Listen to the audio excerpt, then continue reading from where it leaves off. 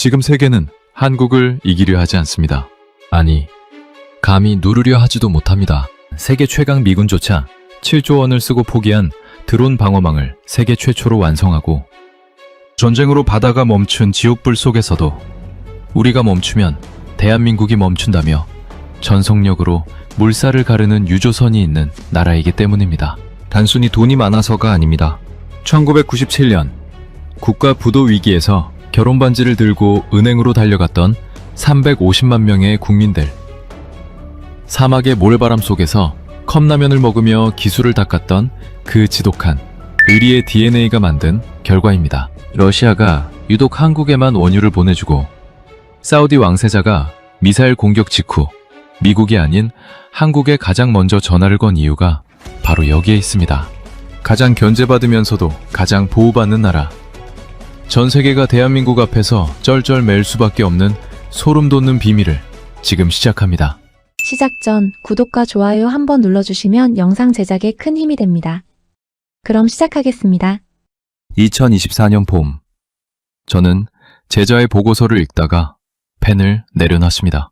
미국, 중국, 러시아, 유럽, 세계 모든 강대국의 전략문서 한가운데 같은 이름이 반복되고 있었습니다.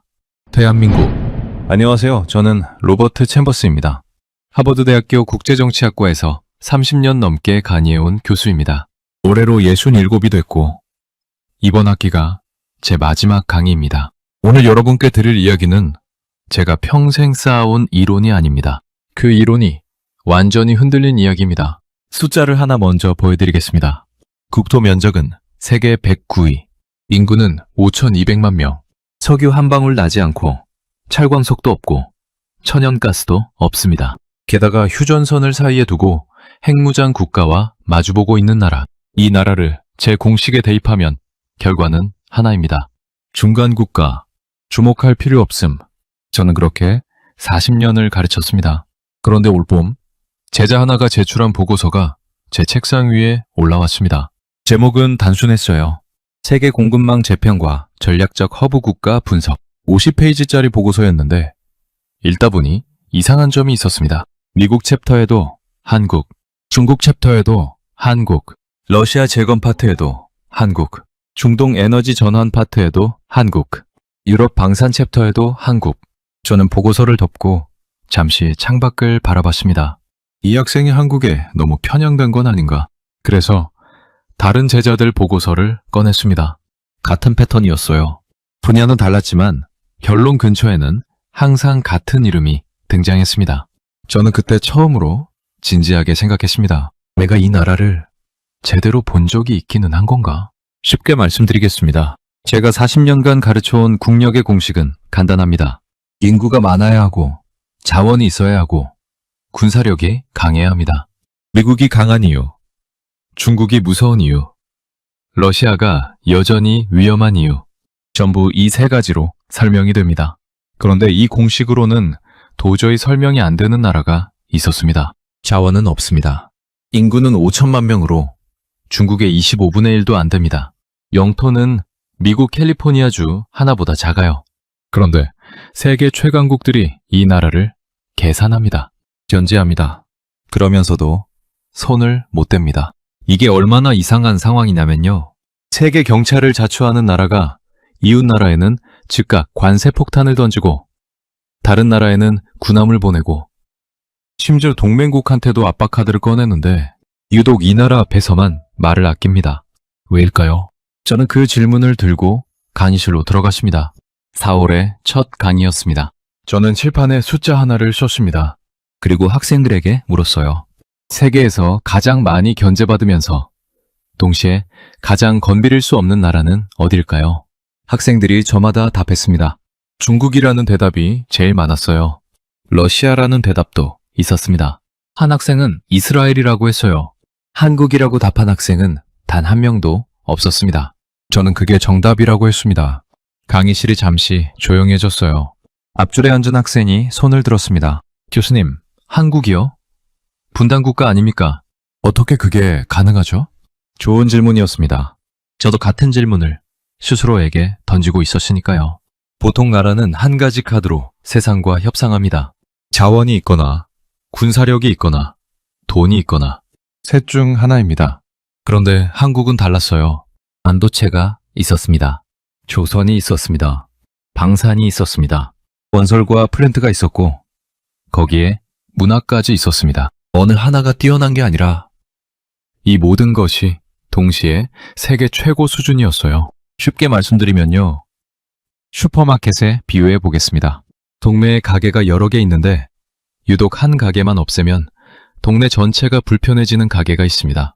쌀도 거기서 팔고 약도 거기서 팔고 가스도 거기서 충전하고 택배도 거기서 받는 가게. 주인이 마음에 안 들어도 가격이 조금 비싸도 결국 그 가게를 찾아갈 수밖에 없는 겁니다. 한국이 세계 경제에서 그 자리를 차지했습니다. 만이가 끝나고 저는 연구실에 혼자 앉아 오래 생각했습니다. 제가 국제정치학을 처음 배운 건 1970년대였습니다. 당시 한국은 전쟁의 잿더미 위에 서 있던 나라였어요. 미국이 보내는 밀가루로 끼미를 이어가던 나라였습니다. 제 스승은 이렇게 말했어요. 저런 나라들은 강대국의 체스판 위에서 말만이 될 뿐이야. 스스로 말판을 짜는 건 불가능해. 저도 그렇게 믿었습니다. 40년 동안. 그런데 지금 그 나라가 체스판을 흔들고 있습니다. 강대국들이 그 나라를 어떻게 다룰지 계산하고 그 나라 없이는 자신의 전략이 완성되지 않는다는 걸 조용히 인정하고 있습니다. 저는 그날 연구실 창가에 서서 오래 서 있었습니다. 40년치 강의 노트가 책장에 꽂혀 있었어요. 그 노트 어디에도 이 나라는 없었습니다. 그게 부끄러웠습니다. 강의실에는 늘 회의론자가 있습니다. 저는 그걸 좋아합니다. 반박이 없는 강의실은 죽은 강의실이니까요. 다음날 아침 한 학생이 강의실 문을 열고 들어오면서 제게 먼저 말을 걸었습니다. 교수님, 어제 강의 생각해봤는데요. 솔직히 납득이 안 됩니다. 한국이 중요한 나라라는 건 알겠어요. 근데 그게 세계가 쩔쩔맨다는 수준입니까? 과장 아닌가요? 저는 자리에 앉으며 대답했습니다. 그 질문, 오늘 강의 주제입니다. 숫자를 하나 보여드리겠습니다. 2023년 기준 전 세계 디램 반도체 시장에서 한국 기업 두 곳이 차지하는 점유율이 얼마인지 아십니까? 삼성전자와 SK하이닉스. 이 두 회사가 전 세계 디램 시장의 70% 이상을 장악하고 있습니다. HBM, 쉽게 말씀드리면 AI 서버에 들어가는 고성능 메모리인데요. 이건 더합니다. SK하이닉스 한 회사가 전 세계 시장의 90% 이상을 공급합니다. AI가 뭔지 아십니까? 챗GPT, 자율주행차, 미사일 유도 시스템, 위성. 이 모든 것의 공통점이 뭔지 아십니까? 전부 이 메모리 없이는 한 발짝도 움직이지 못합니다. 쉽게 말씀드리면요. 자동차로 치면 엔진 오일 같은 겁니다. 없어도 차가 굴러가는 것 같지만 결국 엔진이 타버립니다. 그리고 그 엔진 오일을 전 세계에 공급하는 곳이 사실상 한국뿐입니다. 미국이 이 사실을 모를 리 없습니다. 중국이 이 사실을 모를 리 없습니다. 그래서 어떻게 됩니까? 미국은 삼성과 SK에 보조금을 주면서 자국의 공장을 지어달라고 부탁합니다. 세계 최강국이 기업한테 부탁을 합니다. 중국은 반도체 굴기를 선언하고 수조 원을 쏟아부었지만 2024년 현재 기술 격차는 여전히 3년에서 5년입니다. 좁혀지지 않습니다. 뒤편에 앉은 학생이 손을 들었습니다. 그건 반도체 한 분야 아닙니까? 다른 분야는 다르지 않을까요? 저는 고개를 끄덕였습니다. 그럼 조선을 보죠. LNG선이 뭔지 아십니까? 영하 163도로 냉각된 천연가스를 싣고 바다를 건너는 배입니다. 만들기가 얼마나 어렵냐면요. 세계에서 이 배를 제대로 만들 수 있는 나라가 사실상 한국뿐입니다. 2024년 기준 전 세계 LNG선 시장에서 한국 조선 3사, 현대중공업, 삼성중공업, 한화오션이 차지하는 점유율이 90%가 넘습니다. 쉽게 말씀드리겠습니다. 유럽이 러시아 가스를 끊고 중동과 미국에서 에너지를 가져오려면 뭐가 필요합니까? LNG 선입니다. 그 배를 누가 만듭니까? 한국입니다. 에너지 안보라는 거창한 이야기의 끝에 결국 한국 조선소가 있습니다. 미국은 어떻습니까? 한때 세계 최강이었던 미국 조선업은 지금 사실상 붕괴 상태입니다. 신규 군함 건조는 지연되고 숙련 인력은 고령화됐습니다. 그래서 미국이 선택한 해법이 뭡니까? 한국 조선소와 협력하는 겁니다. 이건 선택이 아니에요. 현재로서는 유일한 해결책입니다. 압줄 학생이 비판적으로 물었습니다. 그럼 방사는요? 무기는 미국이 압도적 아닙니까? 폴란드 이야기를 해드리겠습니다. 2022년 러시아가 우크라이나를 침공했습니다. 러시아와 국경을 맞대고 있는 폴란드는 즉각 움직여야 했습니다. 미국산 무기를 주문했더니 최소 5년을 기다려야 한다는 답이었습니다. 유럽산도 상황은 비슷했어요. 폴란드는 다른 곳을 봤습니다. 그리고 6개월 만에 계약서를 썼습니다. K2 전차 180대, K9 자주포 212문, FA-50 경공격기 48대, 총액 140억 달러. 납기는 2026년부터 순차인도. 폴란드가 왜 한국을 선택했는지 아십니까? 기술이 최고여서가 아니었습니다. 빠르고 대량으로 만들어낼 수 있고 약속한 날짜에 가져다 주기 때문이었습니다. 안보가 위협받는 상황에서 5년을 기다릴 나라는 없습니다. 폴란드는 자국 안보의 핵심을 한국에 맡긴 겁니다. 체코는 어떻습니까? 2024년 원전 입찰에서 프랑스, 미국, 한국이 경쟁했습니다. 체코는 한국을 우선 협상 대상자로 선정했습니다. 원전 강국 프랑스를 제쳤습니다. 핀란드에 지은 프랑스 원전은 계획보다 12년이 늦어지고 비용은 3배가 넘게 들었습니다. 한국은 어땠습니까? UAE에 원전 4기를 동시에 지었고 예산안에 공기안에 완공했습니다. 체코는 화려한 제안서보다 완성의 기록을 받습니다. 강의실이 조금 조용해졌습니다. 아까 반박하던 학생이 다시 손을 들었습니다. 교수님, 그러면 결국 한국이 뭔가를 잘 만드는 나라라는 거잖아요. 그게 세계가 견제한다는 것과 어떻게 연결됩니까? 저는 잠깐 생각하다가 이렇게 말했습니다. 연결고리를 하나 생각해 보십시오. 당신이 없으면 내 계획이 무너지는 사람이 있다면 당신은 그 사람을 어떻게 대합니까? 함부로 할 수 있습니까? 학생이 잠시 멈췄습니다. 못하죠. 그겁니다.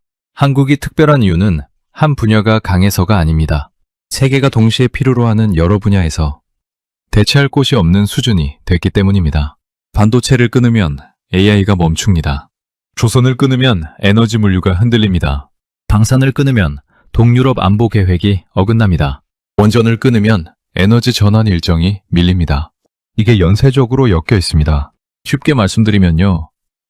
건물의 기둥 하나를 빼면 금이 가지만 버팁니다.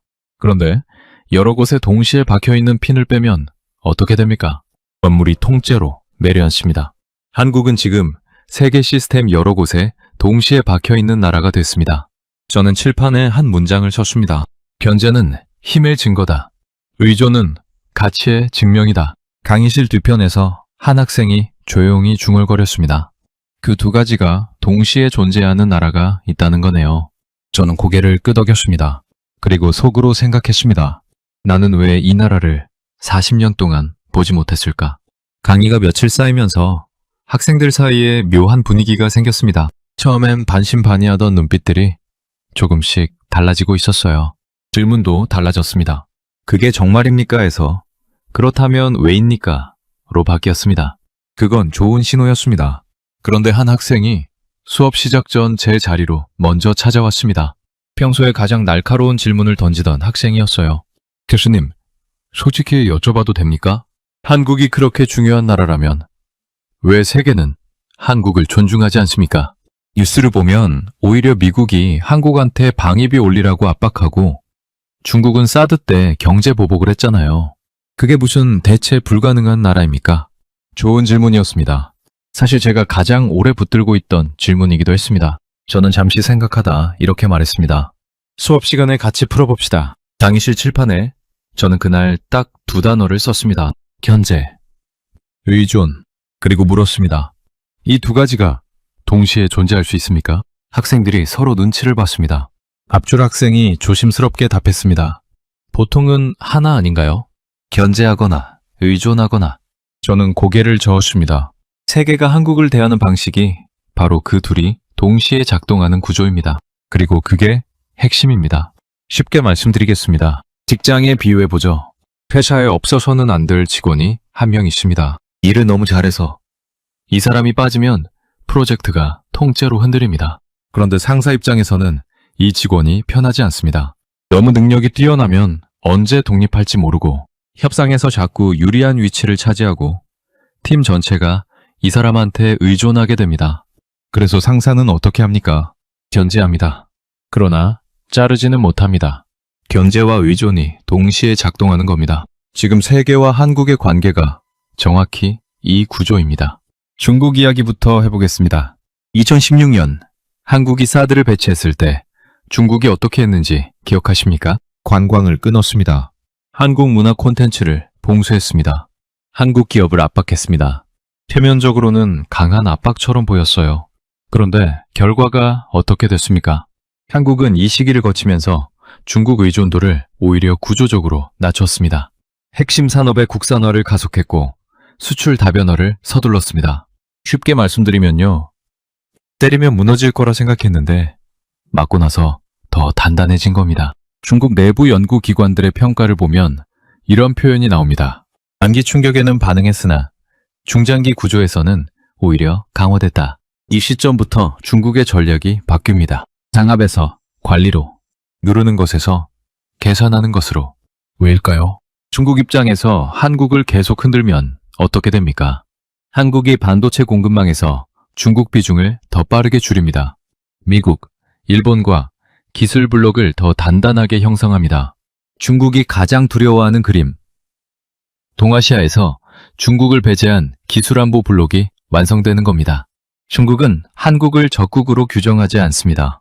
그렇다고 완전한 협력국으로 분류하지도 않아요. 공식 전략 문건에 나오는 표현이 있습니다. 중요한 이웃, 협력과 경쟁이 공존하는 국가. 이 애매한 표현의 의미가 뭔지 아십니까? 적으로 규정하면 한국이 완전히 반대편으로 넘어갑니다. 그러나 품으려 하면 한국이 거부합니다. 그래서 선택한 방식이 불편하지만 유지입니다. 이건 호감이 아닙니다. 손익계산의 결과입니다. 미국은 어떻습니까? 방위비 압박을 보십시오. 미국이 한국한테 방위비를 더 내라고 요구합니다. 표면적으로는 한국이 압박을 받는 것처럼 보입니다. 그런데 이 장면의 이면을 보면 전혀 다른 그림이 나옵니다. 미국이 왜 주한미군을 유지합니까? 한국을 지켜주기 위해서입니까? 일부는 맞습니다. 그러나 더 정확하게 보면 주한미군은 중국을 견제하고 러시아 동부를 감시하고 일본 방어를 보조하고 태평양과 대륙을 연결하는 전략 자산입니다. 미군이 한반도에서 빠지는 순간 어떻게 됩니까? 중국 견제선이 무너집니다. 일본 방어 부담이 급증합니다. 태평양 전략이 후퇴합니다. 쉽게 말씀드리면요. 집주인이 세입자한테 관리비 올리라고 압박하는 것처럼 보이지만 사실 그 세입자가 없으면 건물 전체가 흔들리는 구조입니다. 압박은 하지만 내보내지는 못합니다. 한국이 자꾸 커지는 것도 미국 입장에서는 불편합니다. 기술 독립이 가능해지고 외교 자율성이 늘어나고 군사 선택지가 증가합니다. 그래서 미국의 기본 전략이 뭡니까? 억압도 아니고 거리두기도 아닙니다. 깊게 묶기입니다.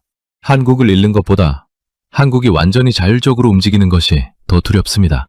뒤편 학생이 손을 들었습니다. 교수님, 그렇다면 결국 한국이 미국한테 이용당하는 거 아닙니까? 저는 잠시 멈췄습니다. 이용과 협력의 차이가 뭔지 아십니까? 선택의 여지가 없으면 이용입니다. 선택지가 있는데 함께 가는 거라면 협력이에요. 한국은 지금 선택지가 늘어나고 있는 나라입니다. 그래서 강대국들이 더 불안해하는 겁니다. 강의실이 잠시 조용해졌습니다. 여기서 한 가지만 짚고 넘어가겠습니다. 세계가 한국을 견제하는 이유와 의존하는 이유는 사실 같은 뿌리에서 나옵니다. 한국이 너무 여러 곳에서 너무 깊이 들어와 있기 때문입니다. 반도체, 조선, 방산, 건설, 문화. 이 중 하나만 막아도 세계 어딘가의 계획이 틀어집니다. 강대국들이 한국 앞에서 말을 아끼는 이유. 이제 조금 보이십니까? 건드리는 순간 판이 흔들린다는 걸 알기 때문입니다. 그런데 여기서 질문이 하나 더 남습니다. 그렇다면 가장 직접적으로, 가장 절박하게 한국을 필요로 하는 나라는 어딜까요? 저는 그 답을 찾기 위해 다음 강의에서 미국을 정면으로 들여다보기로 했습니다. 세계 최강국이 왜 한국을 놓지 못하는지, 그 구조를 하나씩 열어보기로 했습니다. 땅이 나흘째였습니다. 저는 그날 칠판에 숫자 하나만 써놓고 학생들이 들어오기를 기다렸습니다. 10일. 뒤편 학생이 먼저 물었습니다. 교수님, 저 숫자가 뭡니까? 미국이 현재 보유한 항공모함 숫자입니다. 세계 최강의 해군력이죠. 그런데 오늘 제가 드릴 질문은 이겁니다. 그 항공모함을 누가 고칩니까? 강의실이 조용해졌습니다. 미국은 세계 최강국입니다. 군사력, 금융, 기술, 모든 면에서 압도적이죠. 그런데 21세기 들어 한 가지가 조용히 무너졌습니다. 만드는 손이 사라진 겁니다. 숫자를 보겠습니다. 미 해군은 2020년대 들어 수리대기 중인 함정이 전체의 30%를 넘는다는 보고서를 자체적으로 냈습니다. 버지니아급 핵잠수함 한 척 건조에 계획보다 평균 2년 이상 늦어지고 있습니다. 쉽게 말씀드리면요. 세계에서 가장 강한 군대가 있는데 그 장비를 제때 고칠 공장이 없는 겁니다. 앞줄 학생이 손을 들었습니다. 그럼 미국이 직접 조선업을 다시 키우면 되지 않습니까? 시간이 없습니다. 지금 태평양에서 무슨 일이 벌어지고 있는지 아십니까? 중국은 지난 10년 사이 항공모함 2척을 진수했고 세 번째를 건조 중입니다. 중국의 목표는 단순합니다. 서태평양에서 미국을 밀어내는 겁니다. 미국은 전 세계를 동시에 상대해야 합니다. 매서양도 봐야 하고 중동도 신경 써야 하고 태평양도 지켜야 합니다. 반면 중국은 서태평양 하나에만 집중하면 됩니다. 그래서 미국이 찾은 해답이 뭘까요? 한국입니다. 현대중공업, 삼성중공업, 하나오션 이 세 조선소의 연간 건조 능력을 합치면 미국 전체 조선소를 합친 것보다 많습니다. 납기를 지킵니다. 품질을 보장합니다. 대량 생산이 가능합니다. 그래서 2023년 미 해군 함정의 유지보수와 수리를 한국 조선소에서 진행하는 협력 협약이 체결됐습니다. 이건 산업협력이 아닙니다. 미국 패권 유지를 위한 응급처치입니다. 반도체 이야기도 해야겠습니다. HBM, 고대 역폭 메모리, AI 서버의 성능을 결정하는 핵심 부품입니다. 엔비디아가 아무리 좋은 GPU를 만들어도 이 메모리가 없으면 제 성능이 나오지 않습니다. 쉽게 말씀드리면요. 엔진을 아무리 좋게 만들어도 연료가 없으면 차가 안 갑니다. 그 연료를 만드는 곳이 SK 하이닉스입니다. 전 세계 HBM 시장 점유율 90% 이상, 대체제가 없습니다. 미국이 어떻게 했는지 아십니까? 삼성전자와 SK 하이닉스에 보조금을 제공하면서 미국 내 공장을 지어달라고 요청했습니다. 세계 최강국이 기업한테 요청을 합니다. 이 장면이 무엇을 의미합니까? 미국이 한국 기업 없이는 자국의 핵심 전략을 완성할 수 없다는 걸 스스로 인정한 겁니다. 지정학 이야기를 해보겠습니다. 미국이 중국을 견제하려면 어디서 해야 합니까? 일본은 중요하지만 중국 본토에서 멀리 있습니다. 대만은 불안정합니다. 한국은 어디에 있습니까? 중국 동북부 바로 앞입니다. 군사 전략가들이 이 자리를 어떻게 부르는지 아십니까? 항공모함보다 안정적인 고정 플랫폼. 주한미군이 왜 거기 있는지 이제 보이십니까? 미군이 한반도에서 빠지는 순간 중국 견제선이 일본까지 밀려납니다. 대만에 가해지는 압박이 커집니다. 미국의 태평양 전략 전체가 후퇴합니다. 그래서 방위비 압박은 합니다. 그러나 떠나지 않습니다. 앞줄 학생이 천천히 말했습니다. 그러면 결국 미국이 한국한테 의존하는 거네요. 저는 잠시 생각하다 이렇게 답했습니다. 의존이면서 동시에 불안입니다. 한국이 그걸 알기 시작했다는 게 미국이 가장 불편해하는 지점입니다. 저는 그날 강의를 마치고 연구실로 돌아오면서 오래된 기억 하나를 떠올렸습니다. 1950년 전쟁의 잿더미 위에 서 있던 나라. 당시 미국 보고서에는 이렇게 적혀 있었습니다. 전략적 가치, 제한적. 그 나라가 지금 미국 패권의 구조적 축이 됐습니다. 저는 그 문구 위에 천천히 줄을 그었습니다. 틀렸습니다. 처음부터 강의 닷새째 아침이었습니다. 강의실에 들어서니 학생 하나가 칠판 앞에 서서 뭔가를 쓰고 있었습니다. 제가 들어오는 걸 보고 멋쩍게 웃으며 자리로 돌아갔는데 칠판에는 이런 문장이 남아 있었습니다. 중국이 왜 못 누릅니까? 저는 그 문장을 지우지 않았습니다. 오늘 강의 주제가 딱 그거였으니까요. 중국은 세계에서 가장 공격적인 전략을 구사하는 나라 중 하나입니다. 주변국의 영향권 안에 두는 방식은 일관됩니다. 경제로 먼저 묻고 기술로 의존시키고 외교로 흡수하고 마지막에 안보로 압박합니다. 이 전략은 동남아에서 작동했습니다. 중앙아시아에서도 통했습니다. 아프리카에서도 반복됐습니다. 그런데 한국만은 예외입니다. 뒤편 학생이 바로 끼어들었습니다. 사드 때 중국이 한국 경제에 타격을 줬잖아요. 그게 압박 아닙니까? 맞습니다. 그런데 결과를 보십시오. 2016년 한국이 사드를 배치했습니다. 중국은 즉각 움직였습니다. 관광을 끊었습니다. 한국 문화 콘텐츠를 봉쇄했습니다. 롯데를 압박해서 사실상 중국에서 철수하게 만들었습니다. 표면적으로는 강력한 보복이었습니다. 그런데 한국은 어떻게 됐습니까? 이 시기를 거치면서 한국은 중국 의존도를 구조적으로 낮추기 시작했습니다. 수출 다변화를 서둘렀고 핵심 산업 국산화를 가속했습니다. 중국 리스크를 정책 변수로 매제화했습니다. 쉽게 말씀드리면요. 때리면 무너질 거라 생각했는데 맞고 나서 더 단단해진 겁니다. 중국 내부 연구기관들이 이 시기를 분석한 보고서가 있습니다. 표현이 인상적이었습니다. 단기 충격에는 반응했으나 중장기 구조에서는 오히려 강화됐다. 이 평가가 나온 시점부터 중국의 전략이 바뀝니다. 장압에서 관리로, 누르는 것에서 계산하는 것으로. 왜 바뀌었을까요?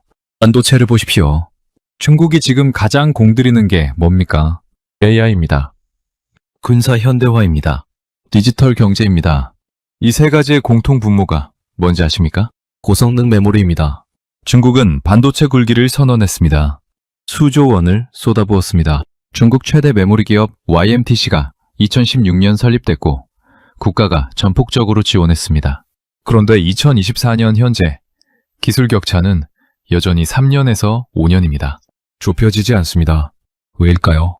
메모리는 설계만 된다고 끝이 아닙니다. 수율이 있어야 하고 안정성이 있어야 하고 대량 생산 능력이 있어야 합니다. 이 세 가지를 동시에 갖춘 곳은 한국뿐입니다. 삼성전자와 SK하이닉스가 전 세계 D램 시장의 70% 이상을 장악하고 있습니다. 쉽게 말씀드리면요. 중국이 AI 전쟁에서 이기려면 총알이 필요한데 그 총알 공장이 한국에 있는 겁니다. 한국을 흔들면 어떻게 됩니까? 공급망이 불안정해집니다. AI 전략이 지연됩니다. 군사 현대화에 차질이 생깁니다. 한국을 건드리는 순간 중국의 핵심 전략이 동시에 흔들립니다. 앞줄 학생이 반박했습니다. 그러면 중국이 더 빨리 자체 개발하면 되는 거 아닙니까? 돈은 넘치잖아요. 저는 고개를 끄덕였습니다. 시도하고 있습니다. 그런데 현실은 냉정합니다. 반도체는 돈으로만 되는 게 아닙니다. 수십 년의 공정 경험이 쌓여야 합니다. 한국은 그 시간을 이미 통과했습니다. 그런데 중국을 더 불편하게 만드는 게 따로 있습니다. 한국은 예측이 어려운 나라입니다. 중국은 예측 가능한 상대를 선호합니다. 패턴이 보이면 관리할 수 있고, 관리할 수 있으면 통제할 수 있습니다. 그런데 한국은 어떻습니까? 사드 사태 때 굴복할 것 같았는데 오히려 구조를 바꿨습니다. 경제적으로는 중국과 긴밀하게 연결되어 있으면서 안보에서는 미국과 단단히 묶여 있습니다. 외교적으로는 독자 목소리를 냅니다. 중국 전략 커뮤니티에서 한국을 두고 반복적으로 나오는 표현이 있습니다. 작지만 밀도가 높다. 방향을 갑자기 바꾸는 능력이 있다. 완전히 예측하기 어렵다. 이 평가가 왜 중요하냐면요. 중국이 가장 다루기 어려워하는 상대의 조건이 바로 이겁니다. 그래서 중국은 한국을 어떻게 분류하고 있을까요? 공식 전략문건에서 한국은 적국으로 분류되지 않습니다. 공속 대상도 아닙니다. 단순 협력국도 아닙니다. 표현은 항상 애매합니다. 중요한 이웃, 협력과 경쟁이 공존하는 국가. 이 애매함이 바로 중국의 딜레마입니다. 적으로 규정하면 한국이 미국 쪽으로 완전히 밀착합니다. 흡수를 시도하면 일본, 미국과 기술 블록을 형성합니다. 그래서 선택한 방식이 불편하지만 유지입니다. 중국이 가장 두려워하는 그림이 있습니다. 한국이 기술 표준에서 미국과 완전 공조하고 안보에서 일본과 구조적으로 연계하고 공급망에서 중국 비중을 대폭 줄이는 겁니다. 이 경우 동아시아에서 중국을 배제한 기술안보 블록이 완성됩니다. 그래서 중국은 한국을 끌어오지도 밀어내지도 못합니다. 앞줄 학생이 조용히 말했습니다. 그러면 중국 입장에서 한국은 항상 계산해야 하는 변수네요. 없애지도 못하고 품지도 못하는. 저는 고개를 끄덕였습니다. 그겁니다. 그리고 그 변수가 점점 커지고 있다는 게 중국이 가장 불편한 이유입니다. 강의가 끝나고 저는 잠시 창밖을 바라봤습니다. 중국은 40년간 경제력으로 주변국을 하나씩 자기 궤도로 끌어들였습니다. 그 전략이 한국 앞에서만 작동하지 않았습니다. 한국이 특별히 반중 감정이 강해서가 아닙니다. 구조가 허락하지 않기 때문입니다. 한국을 누르면 중국의 전략이 먼저 흔들립니다. 이게 중국이 말을 아끼는 이유입니다. 강의 엿새째였습니다. 저는 그날 강의 시작 전에 학생들에게 질문을 하나 던졌습니다. 전쟁이 끝나면 가장 먼저 필요한 게 뭘까요? 학생들이 저마다 답했습니다. 평화협정, 경제재건, 국제지원. 저는 고개를 끄덕이다가 말했습니다. 맞습니다. 그런데 그 모든 것보다 먼저 필요한 게 있습니다. 지을 수 있는 나라입니다. 러시아는 자원이 넘칩니다. 석유도 있고, 가스도 있고, 광물도 있습니다. 그런데 문제가 있습니다. 자원을 도시로, 산업으로, 인프라로 바꾸는 능력이 부족합니다. 소련 붕괴 이후 제조업이 공동화됐고 대규모 프로젝트 관리 역량에 공백이 생겼습니다. 쉽게 말씀드리면요. 재료는 있는데 요리할 줄 모르는 겁니다. 유럽은 돌아오지 않습니다. 제재가 장기화됐고 정치적 복귀가 불가능해졌습니다. 중국은 도와주지만 대체하지 않습니다. 에너지를 할인 구매하고 일부 소비재를 공급하지만 도시 재건과 대규모 인프라에서는 한계가 명확합니다. 러시아가 가장 두려워하는 시나리오가 뭔지 아십니까? 중국 자본에 완전히 종속돼서 자원 가격 결정권마저 잃는 겁니다. 그래서 러시아의 시선이 향하는 곳이 있습니다. 한국입니다. 러시아 전략 커뮤니티에서 한국을 두고 반복적으로 나오는 평가가 있습니다. 이념보다 계약을 중시한다. 그리고 무엇보다 완공시킨다. 러시아는 한국을 비우호국으로 지정했습니다. 그러나 적국으로는 분류하지 않았습니다. 원쟁 중에도 한국은 선을 넘지 않았고 외교적 여지를 유지했습니다. 전쟁은 끝나면 재건이 시작됩니다. 러시아는 이미 그 다음을 계산하고 있고 그 계산 안에 한국이 들어 있습니다. 중동 이야기를 해보겠습니다. 석유의 시간이 끝나가고 있습니다. 글로벌 탈탄소, 전기차 전환, 재생에너지 확대. 그래서 중동의 질문은 단순해졌습니다. 석유가 아닌 것으로 국가를 어떻게 유지할 것인가? 돈은 있습니다. 사우디, UAE, 카타르 국부펀드 규모가 수천조 원입니다.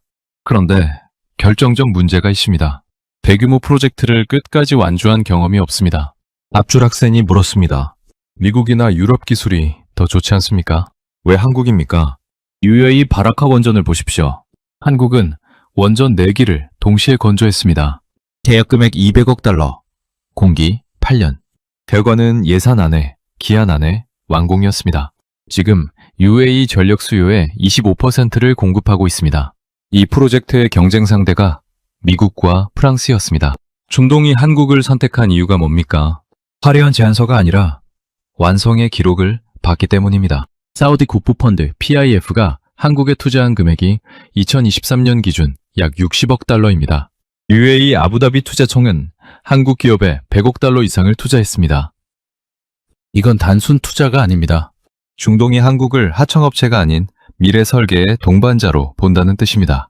중동이 한국을 특별하게 보는 이유가 하나 더 있습니다. 한국은 기술을 숨기지 않습니다. 조건이 맞으면 이전합니다. 미국은 기술을 주지 않고 중국은 종속 구조를 만듭니다. 한국은 어떻습니까? 우리를 대체하지 않고 우리 스스로 할 수 있게 만들어준다. 이게 중동의 평가입니다. 유럽과 일본 이야기로 넘어가겠습니다. 이 두 지역의 공통점이 뭔지 아십니까? 20세기에 완성된 나라들이라는 겁니다. 그런데 21세기 경쟁은 20세기 방식으로 이길 수 없습니다. 조선을 보십시오. 일본은 한때 세계 1위 조선 강국이었습니다. 2024년 기준 한국이 세계 수주량의 50% 이상을 차지하는 동안 일본은 10%도 안 됩니다. LNG선은 한국 조선 3사가 세계 시장의 90% 이상을 독점합니다. 배터리를 보십시오. 유럽은 전기차 시장이 큽니다. 그런데 배터리 기술력과 생산 능력을 동시에 갖춘 곳은 한국뿐입니다. 그래서 유럽 자동차 기업들이 LG, 삼성 SDI, SK온과 합작 공장을 짓고 있습니다. 폴란드 원전은 한국 기술로 짓고 있고 체코 원전 입찰에서는 한국이 우선 협상 대상자로 선정됐습니다. 유럽연합 공급망 보고서는 한국을 중국 의존도를 낮추기 위한 핵심 축으로 지정했습니다. 뒤편 학생이 조용히 말했습니다. 러시아도 중동도 유럽도 전부 다른 이유로 한국을 필요로 하는 거네요. 저는 고개를 끄덕였습니다. 러시아는 지을 나라가 필요합니다. 중동은 미래를 설계할 나라가 필요합니다. 유럽은 전환을 함께할 나라가 필요합니다. 그리고 세 곳 모두에서 그 답이 한국으로 향하고 있습니다. 강의를 마치고 저는 연구실로 돌아와 지도를 펼쳤습니다. 러시아, 중동, 유럽, 방향도 다르고 처한 상황도 다르고 필요한 것도 달랐습니다. 그런데 결론이 같았습니다. 돈은 있어도 미래를 지어본 적 없는 나라들이 한국을 찾고 있었습니다. 저는 지도 위 한반도를 한참 바라봤습니다. 이 작은 땅이 어떻게 여기까지 왔을까? 그 질문이 머릿속에서 떠나지 않았습니다. 당이 일회째였습니다. 저는 그날 강의실에 들어서면서 평소와 다른 걸 하나 했습니다. 책상 위에 사진 한 장을 올려놓았습니다. 1953년 서울의 항공사진이었습니다. 건물이 없었습니다. 도로가 없었습니다. 남아있는 건 잔해뿐이었습니다. 학생들이 하나둘 그 사진을 들여다봤습니다. 앞줄 학생이 물었습니다. 교수님, 이게 어딥니까? 서울입니다. 지금 우리가 이야기하고 있는 그 나라의 수도입니다. 70년 전입니다. 강의실이 조용해졌습니다. 저는 학생들에게 숫자를 하나 보여드렸습니다. 1953년 한국의 1인당 국민소득 67달러입니다. 당시 세계에서 가장 가난한 나라 중 하나였습니다. 전쟁이 핥히고 간 자리에는 공장도 없었고 도로도 없었고 먹을 것도 없었습니다. 미국이 보내는 밀가루로 끼미를 이어가던 나라였습니다. 제 스승은 이런 나라를 두고 이렇게 말했습니다. 저런 나라들은 강대국의 체스판 위에서 말이 될 뿐이야. 스스로 판을 짜는 건 불가능해. 저도 그렇게 믿었습니다. 그런데 지금 그 나라의 1인당 국민소득이 얼마인지 아십니까? 33,000달러입니다. 70년 만에 500배가 됐습니다. 경제사학자들이 이 숫자를 보고 뭐라고 합니까? 인류 역사상 유례가 없는 압축 성장이라고 합니다. 어떤 나라도 이 속도로 여기까지 온 적이 없습니다. 뒤편 학생이 손을 들었습니다. 교수님, 그건 경제 성장 이야기 아닙니까? 그게 왜 세계가 한국을 필요로 하는 것과 연결됩니까? 저는 잠시 생각하다 말했습니다. 연결고리가 하나 있습니다. 한국은 바닥에서 꼭대기까지 올라온 나라입니다. 그 모든 단계를 직접 통과했습니다. 그게 왜 중요한지 오늘 이야기해 보겠습니다.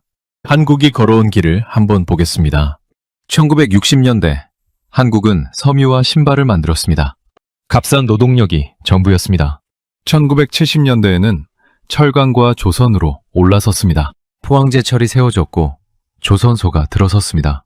1980년대에는 자동차와 전자로 확장했습니다. 1990년대에는 반도체가 핵심 상업이 됐습니다. 2000년대에는 스마트폰과 디스플레이로 세계 시장을 장악했습니다. 그리고 지금은 배터리, AI 반도체, 방산, 원전까지 뻗어 있습니다. 이 흐름이 뭘 의미하는지 아십니까? 한국은 산업화의 모든 단계를 순서대로 통과했습니다. 저부가 제조에서 시작해서 중간재로, 핵심 부품으로, 첨단 기술로 이 경로를 실제로 밟아본 나라가 얼마나 됩니까? 미국은 처음부터 강대국이었습니다. 유럽은 산업혁명의 원조입니다. 일본도 한국보다 훨씬 앞서 시작했습니다. 이 나라들은 아래에서 위까지 올라오는 경험이 없습니다. 한국만이 그 전체 경로를 압축해서 통과했습니다. 쉽게 말씀드리면요.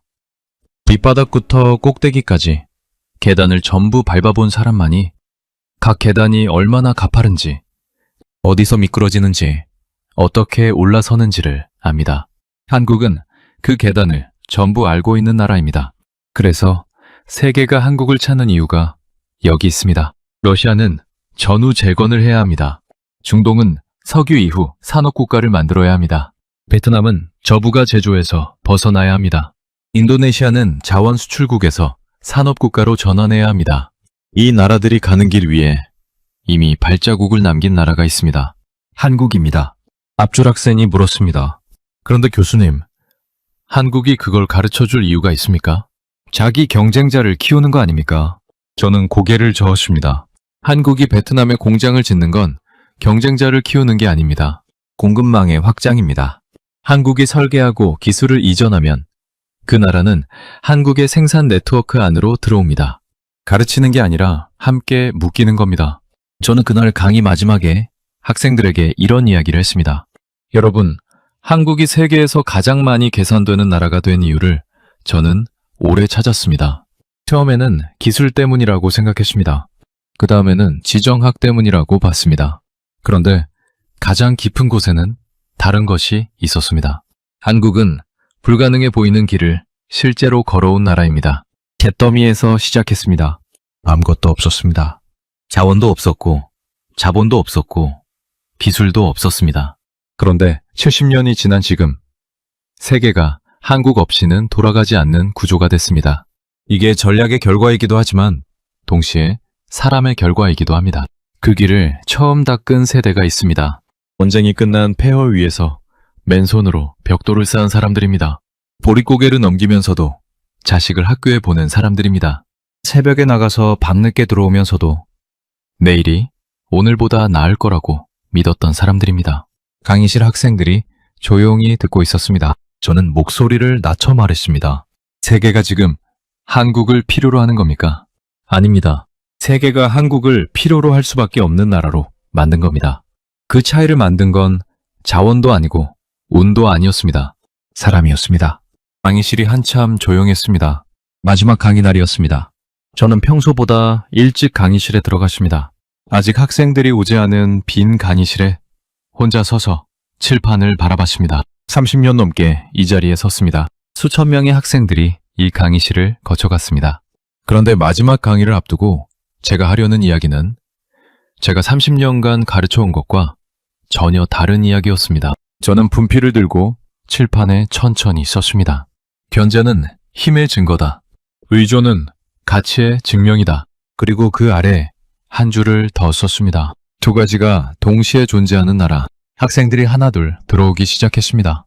칠판의 문장을 보고 서로 눈빛을 교환했습니다. 자리가 다 찼을 때 저는 강의를 시작했습니다. 오늘은 지난 한 학기를 정리하는 날입니다. 그런데 정리하기 전에 한 가지만 먼저 묻겠습니다. 여러분, 강대국이 뭐라고 생각하십니까? 학생들이 저마다 답했습니다. 군사력, 경제 규모, 기술력, 영토. 저는 고개를 끄덕였습니다. 다 맞습니다.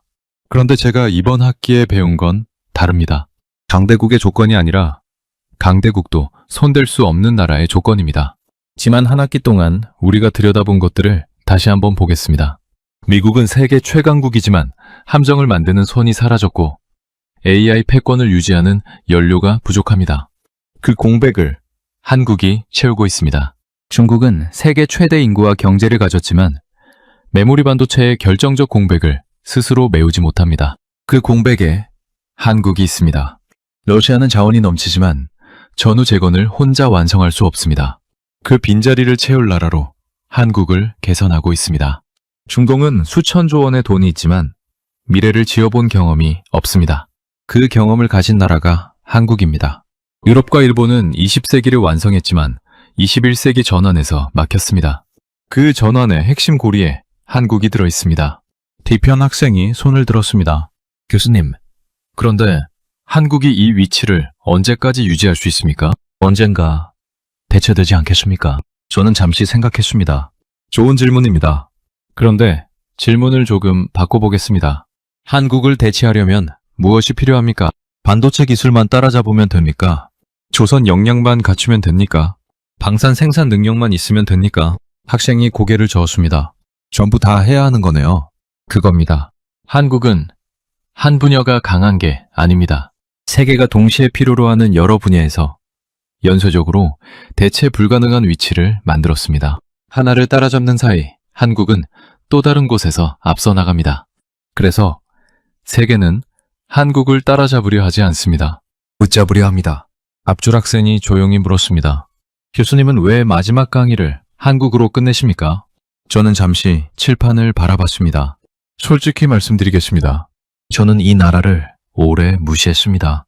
국제정치학의 공식 안에 넣을 수 없는 나라라고 생각했습니다. 작고, 분단됐고, 자원도 없는 나라. 연대국의 체스판 위에서 말이 될 뿐이라고 봤습니다. 그런데 틀렸습니다. 한국은 체스판의 말이 되지 않았습니다.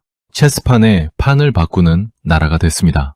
그 과정에서 화려한 자원이 있었던 것도 아니고 처음부터 강대국의 지원이 넘쳤던 것도 아니었습니다. 전쟁의 잿더미에서 시작해서 한 세대 한 세대가 쌓아 올린 겁니다. 저는 목소리를 낮췄습니다. 제가 학자로서 가장 부끄러운 게 뭔지 아십니까? 이 나라가 여기까지 오는 동안 저는 이 나라를 제대로 본 적이 없었다는 겁니다. 그래서 마지막 강의만큼은 제가 틀렸다는 걸 기록으로 남기고 싶었습니다. 강의실이 조용해졌습니다. 저는 분필을 내려놓고 학생들을 천천히 바라봤습니다. 여러분, 오늘 이 강의를 듣는 분들 중에 한국 분들이 계십니까? 몇몇 학생들이 손을 들었습니다. 한 가지만 말씀드리겠습니다. 세계가 여러 군의 나라를 어떻게 보는지 지금 이 강의실에서 들으셨습니까? 강대국들이 여러분의 나라를 견제하는 이유가 뭔지 아십니까? 위협이 되기 때문이 아닙니다. 없어서는 안 되기 때문입니다. 그 자리를 만든 사람들이 누굽니까? 학생들이 조용히 듣고 있었습니다. 여러분의 부모님 세대입니다. 여러분의 할아버지, 할머니 세대입니다. 아무것도 없던 땅에서 시작해서 세계가 계산하지 않을 수 없는 나라를 만들어낸 사람들입니다. 그분들이 새벽에 나가고 밤늦게 들어오면서 쌓아 올린 것들이 지금 이 강의실에서 제가 설명하는 세계 구조의 일부가 됐습니다. 저는 잠시 말을 멈췄습니다. 그분들께 감사하다고 말씀드린 적이 있습니까? 오늘 집에 가시면 꼭 한번 전해드리십시오. 강의가 끝났습니다. 학생들이 하나둘 강의실을 빠져나갔습니다. 저는 마지막으로 칠판에 쓴 문장을 한참 바라봤습니다. 견제는 힘의 증거다. 의존은 가치의 증명이다. 30년 전 저는 힘 있는 나라만이 세계를 움직인다고 가르쳤습니다. 그 공식이 틀리지는 않았습니다. 그런데 불완전했습니다. 세계는 힘만으로 굴러가지 않습니다. 없어서는 안 되는 가치를 가진 나라가 있어야 합니다. 그리고 지금 그 자리에 한국이 있습니다. 저는 분필가루가 묻은 손을 천천히 털었습니다. 30년 강의의 마지막 결론이 이렇게 날 줄은 몰랐습니다. 세계가 가장 필요로 하는 나라, 세계가 가장 계산하는 나라, 세계가 가장 건드리기 두려운 나라. 그 나라는 중국도, 러시아도, 미국도 아니었습니다. 폐허에서 시작한 그 나라였습니다. 오늘 이 이야기를 보시면서 어떤 생각이 드셨습니까? 댓글에 대한민국 자랑스럽다 한마디만 남겨주세요. 여러분의 댓글 하나가 이 이야기를 더 많은 분들께 전하는 힘이 됩니다. 좋아요와 구독도 꼭 눌러주시면 감사하겠습니다.